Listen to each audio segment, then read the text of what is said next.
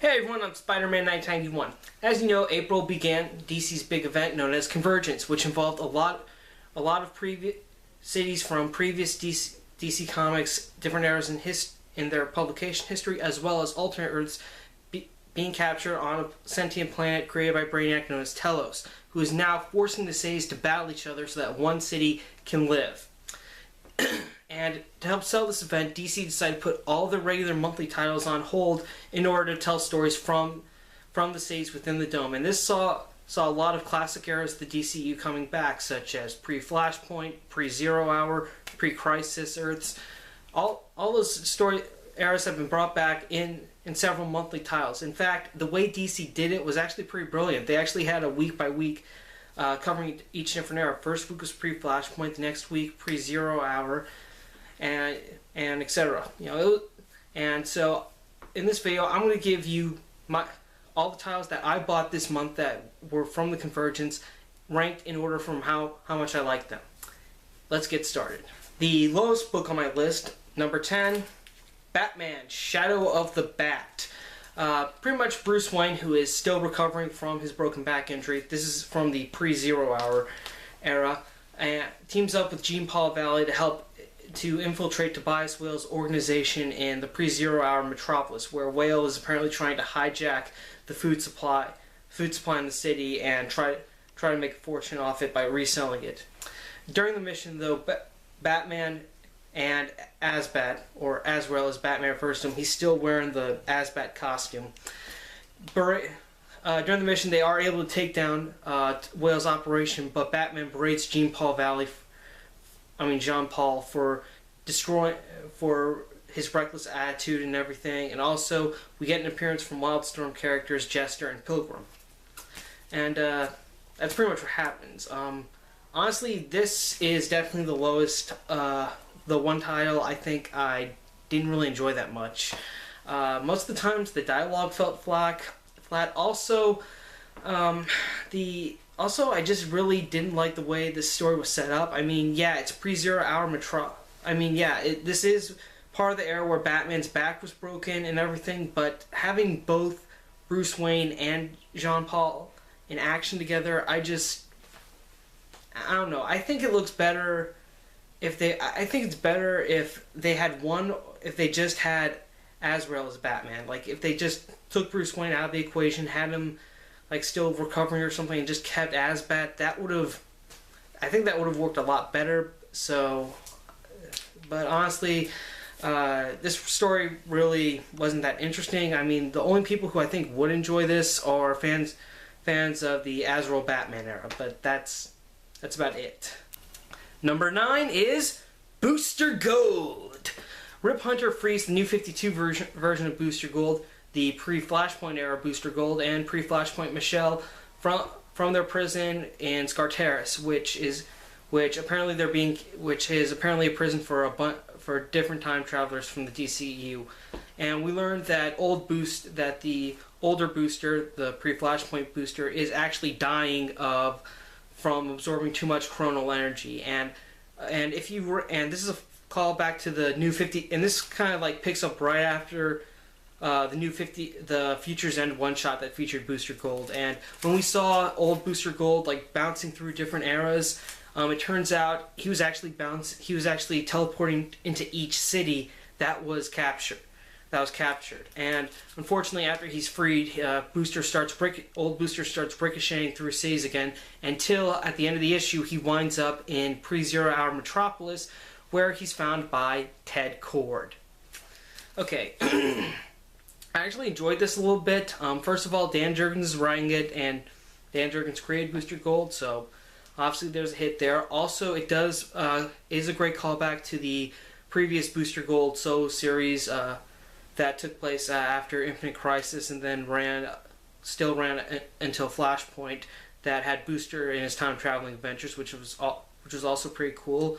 And although the one caveat is that I think in order to understand what's really going on here, you are going to have to read the New 52 Booster Gold one shot from Future's End, but I mean, it's not really required. I mean, every single Convergence title, though, does have like a 2-page recap about this era, about this hero from this certain era. So it's helpful up until New 52 boosters erasing from existence at the end of Justice League International. But so in order to really understand what's going on here, you are going to have to read the Booster Gold Futures End one shot. But other than that, I think it's a great story, and definitely something that I think Booster Gold fans are going to enjoy, as well as people who have read both Futures End and and the main Convergence title. Number 8 is really great because it features the new Teen Titans, and this series is written by Marv Wolfman. So those are 2 pluses. What happens is basically the Titans are still maintaining order in Gotham City while they're living under the dome, but each of the Titans is kind of going through their own personal problems. Nightwing and Starfire, good news, they're married. However, their marriage is definitely hitting some rough patches, especially when Dick is trying to get Corey to calm down whenever they go after criminals, because she's very tempted to kill most of them. Also, some of the molybdenum cells that help stabilize the promethium power in Cyborg's robotics are starting to deteriorate, according to Beast Boy. And also, Cole and Jericho are having relationships issues, and the whole time Donna is still struggling, trying to keep everything together because she's been separated from Terry Long for over a year, and it's really starting to get to her. And things are only going to don't get any better from the Titans because the Doom Patrol from the Tangent Universe show up, and they start attacking the team while they're at the power station detecting a new power source. But it turns out the power source they were detecting were actually the promethium cells in Cyborg. So after the fight with the Doom Patrol, while they're back at base, Firebird of the Doom Patrol contacts Nightwing and says she wants to meet with him. And that's pretty much what happens. Okay, so first of all, Marv Wolfman is back writing the new Teen Titans. Definitely some incentive there. I think he is definitely one of the most legendary Teen Titans writers. So that is a very good reason to pick this title up. One of my favorite scenes in this was definitely the conversation between Donna Troy and Dick Grayson after their fight with the Doom Patrol, and Dick's kind of talking to Donna about how he thinks he probably rushed into his marriage with Starfire and how he doesn't think it's working out, but Donna kind of reminds him that at least he has someone and everything. And it's a great conversation between the two that kind of shows how those two are definitely have a brother-sister type relationship. So overall, I would say if you love the new Teen Titans era and you like Marv Wolfman, this is definitely a buy for you. Number 7 is Nightwing and Oracle. After Barbara Gordon turns down Dick Grayson's marriage proposal, the Flashpoint versions of Hawkman and Hawkwoman attack them and then force them to either surrender their city to them or they'll kill them. And earlier in the issue, we saw them take out the Western versions of the Justice League in order to help them in the whole competition that Telos has. All right. First of all, this issue is written by Gail Simone, who I think I really enjoyed her run on Batgirl, so I would definitely buy anything with her as long as she's writing for Barbara Gordon. And she does a very good job writing Oracle's monologue because the entire issue is narrated by Barbara Gordon.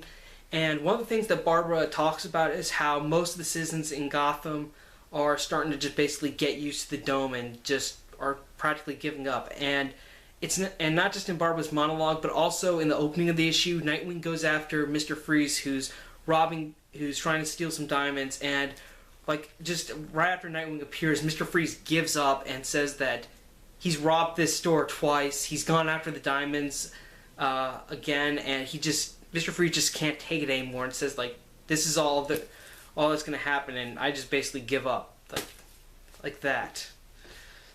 I mean, it's pretty evident that things are it's pretty evident that out of all the series, though, this one definitely addresses most of the captivity of being in the dome, being under a dome for so long, and how most of the characters are starting to be affected by it, and some of them are just basically giving up at this point, which is sad. But overall, positive things about this issue though, although Dick Grayson does kind of have a positive outlook, he kind of sees this as his opportunity to spend the rest of his life with the woman he loves. Unfortunately, she rejects him though. But you know what? I think that things are definitely might turn around for Dick and Barbara by the next issue. So overall, Gail Simone's writing it. If you enjoy her work and you like especially Batgirl, then I would definitely recommend picking this title up. Number 6 is Speed Force, which stars Wally West and his 2 children, Iris and Jay. Wally had his kids with him when the dome fell on pre-Flashpoint Gotham City. And every day since the dome came down, Wally has been trying to break out of the dome. He's consulted with Adam and Batman, but no luck. And during this time, the guilt is really starting to get to Wally because he feels guilty not just for bringing his kids with him, but basically for leaving his wife Linda all alone for this time, and having the kids with him, so that she's basically worried about them too.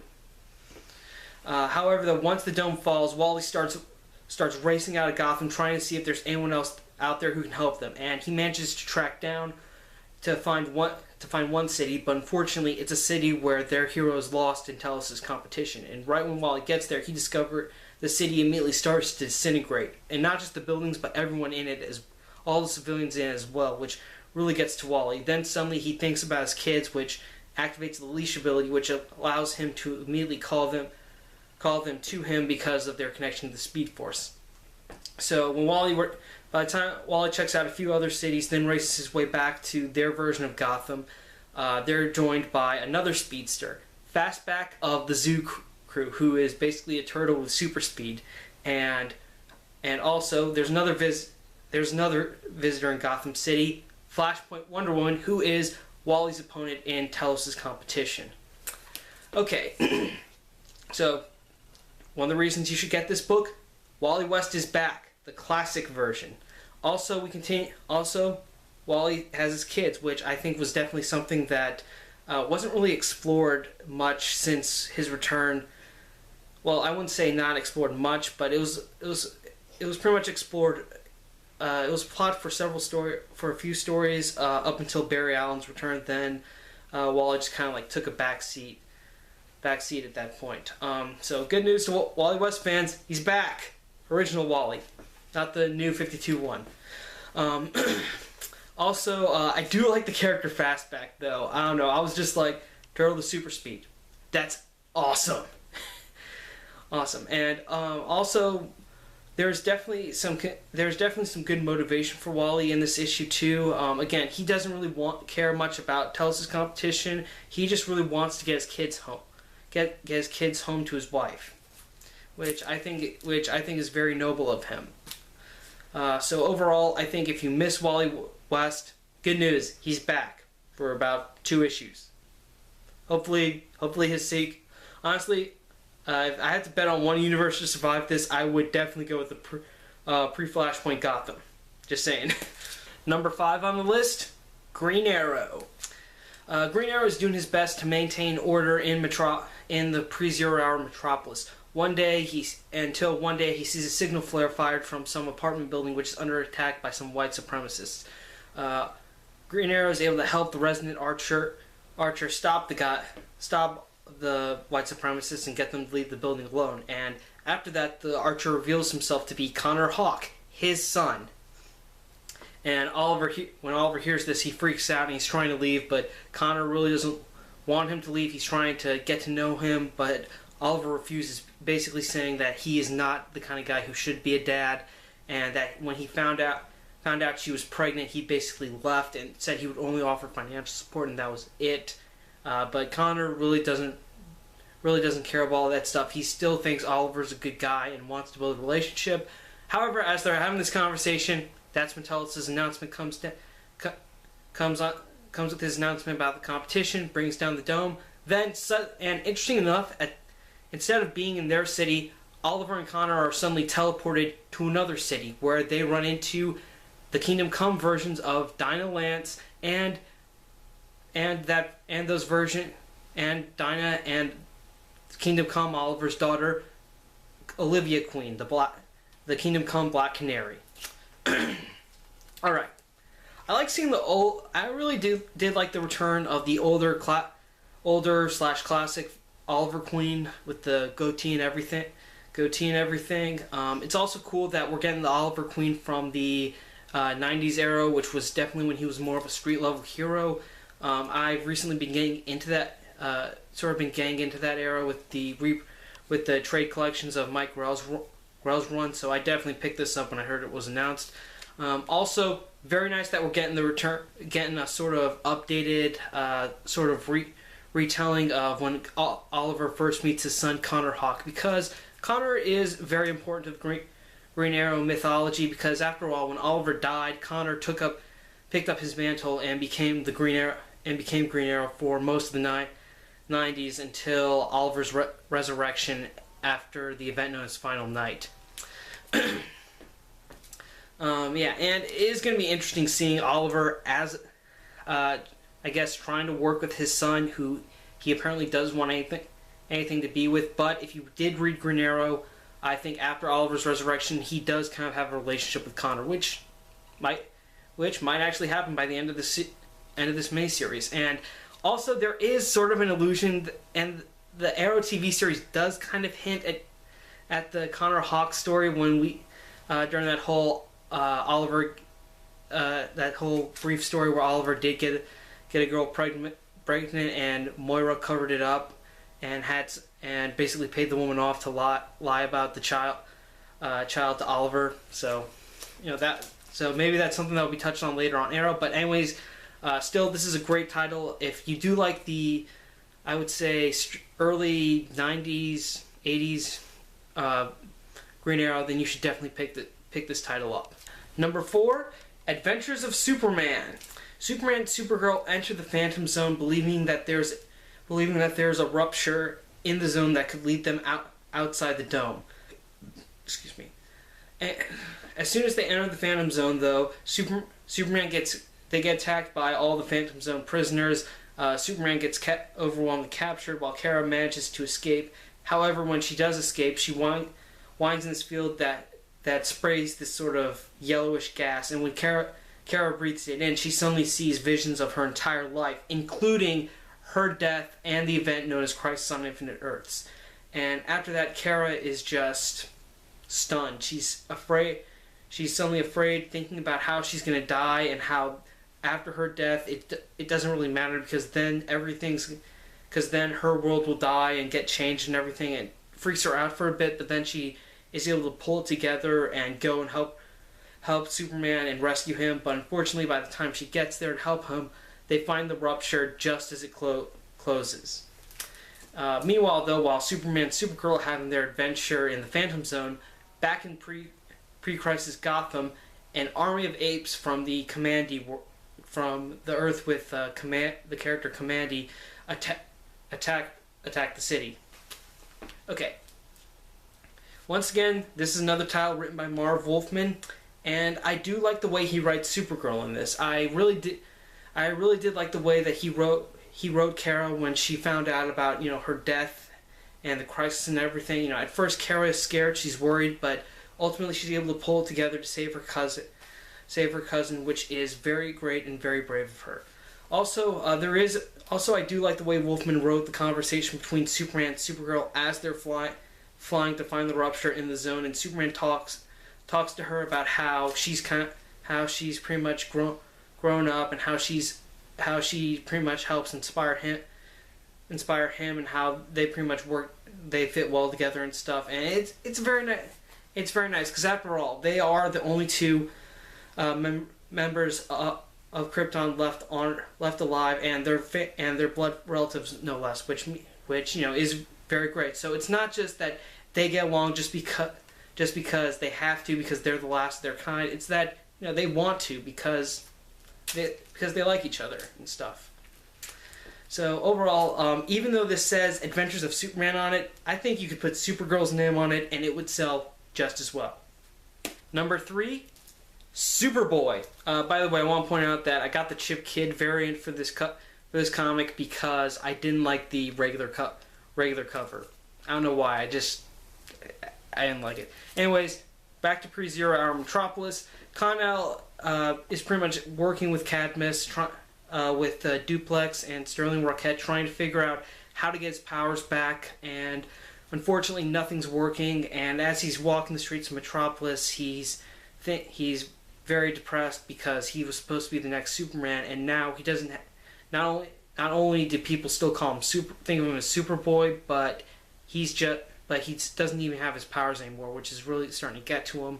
And also, Duplex and Sterling notice that his body's still absorbing solar radiation, but it's just not accessing it due to the dome. And then, like every other issue, dome falls, tells big announcement, and Superboy gets his powers back, which he's very excited about. Unfortunately, he's got to go to work immediately when he discovers the Kingdom Come versions of until he's provoked by the Kingdom Come versions of Flash and Red Robin. They lead him to a part of Metropolis that was actually cut off by the dome, which is now known as Hell's Island. And when he gets there, he's led there by the Flash, and then Red Robin is able to hold his own up against the Kid, and ultimately, though, Superboy is about to beat them when suddenly Kingdom Come Superman shows up and pretty much gives Superboy like an ultimatum. He kind of acts very arrogant in a way, telling Superboy to basically act like a Superman, or you can still act like a little petulant child. And Superboy's like, well, let's find out, and that's where the issue ends. Okay, first of all, let me just say that I think this is a really great mashup for the early version of Kal-El versus Kingdom Come, because in his early days, Khan was very arrogant. Arrogant perfectly describes it. He was very arrogant, well, mostly because he was a teenager with the powers of Superman. Obviously, any teenager would definitely have sort of a big head would definitely have a big ego with that. And he's very full of himself, believes he can do anything, and that he's perfect. Well, not perfect, but he believes he's near perfect. And Kingdom Come was basically a story arc that involved the older classic heroes going up against the younger heroes that were basically reckless and didn't care, had very disregard to any civilian casualties in their big superhero fights. And that's why Superman came back to action after years of retirement in that story. So it is a good matchup having this version of Superboy with a Superman that has seen what reckless, superpowered youth can lead to. Also, I'm a big fan of Kal-El, so it was great seeing this version back.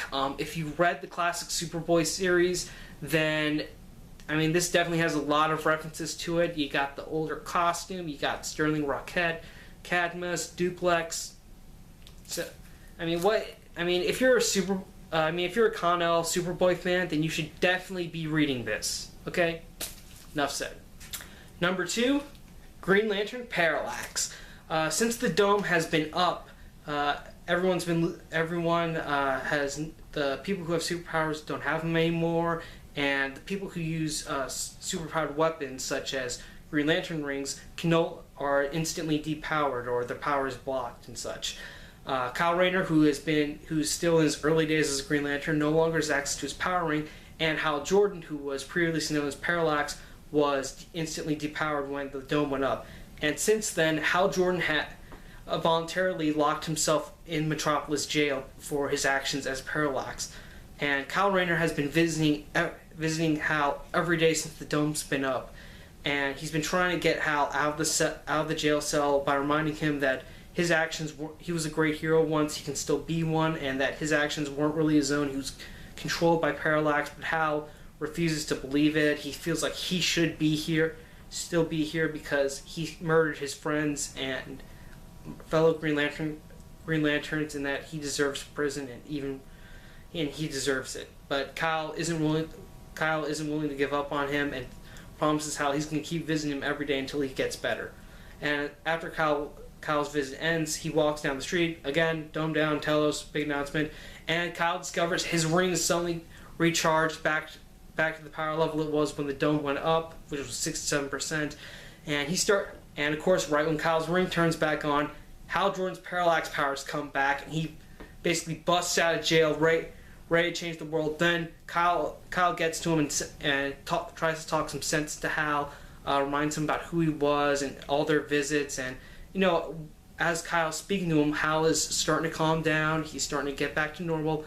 Then Then Kyle gets attacked by Princess Fern of Electropolis and knocks Kyle Rayner out. Then Parallax gets angry, attacks the princess, pretty much decimates her army, then heads over to Electropolis. And when he gets there, he declares, "I had no quarrel with you, but now I'm taking you down." And that's where the issue ends.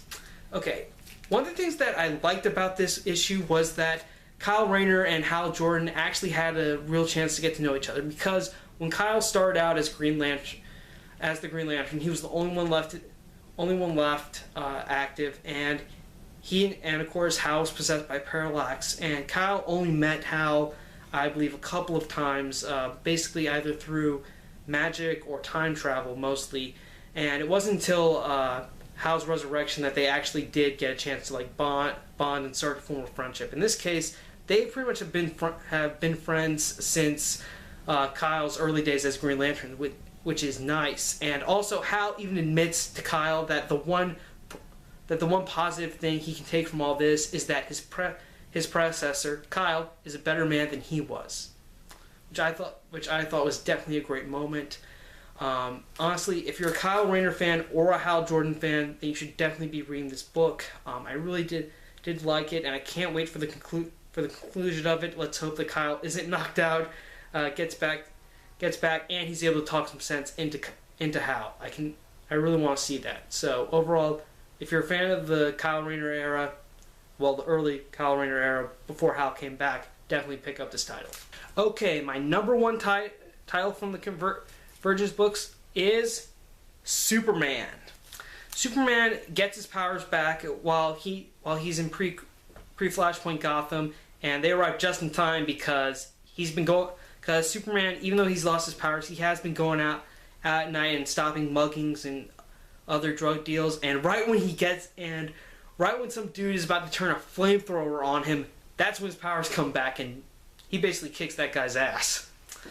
So, and after Superman takes care of that, he heads back to his apartment where Lois Lane is, and by the way, they are still married, and she's expecting their child, which is nice. And Lois even says that she's approaching her due date, which is great, because now the dome's down, they could probably go and have the baby in Metropolis, and Superman decides to fly out to see if they're still on Earth. When he does leave the dome, he's suddenly detected by the Flashpoint timeline, which consists of Batman, Kal-El, Cyborg, Captain Thunder, and Abin Sur.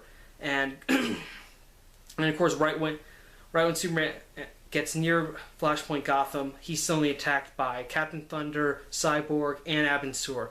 And at first, though, Superman's able to talk some sense into them, but then Jimmy Olsen shows up in the whiz wagon created by Professor Hamilton and starts attacking them, thinking that Superman's in danger, which unfortunately kind of ruins the whole peaceful moment Superman was having with the trio. And of course, meanwhile, the Flashpoint version of Kal-El has managed to reach the pre-Flashpoint Metropolis, and he's found Lois Lane, which he's happy about, because in his timeline, Lois Lane was the only person who was nice to him, so he's relieved to find a version of her that's alive. Okay. First of all, Dan Jurgens is writing this, and I had no idea, before I read this title, I forgot how good Dan Jurgens is writing for Superman, particularly the pre-Crisis Superman. I know Dan Jurgens wrote a couple of issues for the New 52 Superman, but reading this just reminded me of how awesome he was, because Dan Jurgens was definitely a big writer for Superman in the 90s, and that saw a lot of changes to the Man of Steel, particularly his marriage to Lois Lane. So I think it's great that that for the story he decided to have them take the next step and have Lois be pregnant. So that was really nice. I really didn't realize I'd completely forgotten how good that guy is writing Superman, and this issue just reminded me of it, and it also reminded me of how much I, missed the pre-Flashpoint version of Superman. I mean, don't get me wrong, there have been a couple of New 52 Superman stories I've enjoyed, but this was definitely special. It was very good, well written. If you are a Superman fan, and especially if you're like my age and you read Superman during the before Flashpoint, then I would definitely recommend you pick up this issue. And that's all all the titles that I bought for Convergence so far. I'm probably gonna get a few more tomorrow, because tomorrow is Free Comic Book Day, and I'm super excited about that. I'm probably gonna buy some stuff to support my local store. Also, if you think I graded this list was mostly made based on nostalgia, you're probably right, because I think that is what the biggest selling point of most of these Convergence tie-ins is nostalgia. I mean, there have been a lot of different eras of DC Comics, and I think those different eras and also alternate universes that are involved with these titles also play into it. And I think it's also a great marketing idea for DC, because this way there's something for everyone, for any kind of DC fan. Whenever you entered comics, whether it was before Crisis on Infinite Earths or before Flashpoint or during Zero Hour, there's something for you, and you'll definitely find something to enjoy, which is very amazing. So what did you guys think? What titles did you get for Convergence? Let me know in the comments below. Thank you again for watching. I'm Spider-Man 1991 saying see you later.